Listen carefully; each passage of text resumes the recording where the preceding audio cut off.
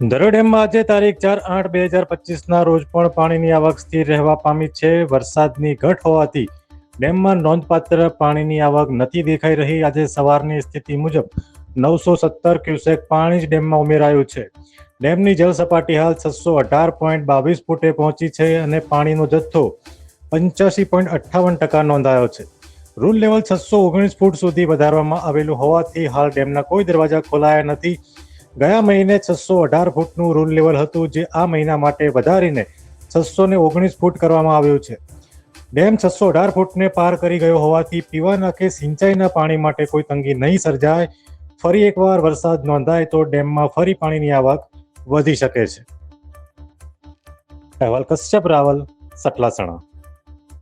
અમે તમને આપીશું પળે પળના સમાચાર. જો તમે અમારા નિર્ભય માર્ગ ન્યૂઝ ચેનલને સબસ્ક્રાઇબ કર્યું નથી તો અત્યારે જ નીચે આપેલા આઇકોન બટન પર ક્લિક કરીને સબસ્ક્રાઇબ કરો અને શેર કરવાનું ભૂલશો નહીં.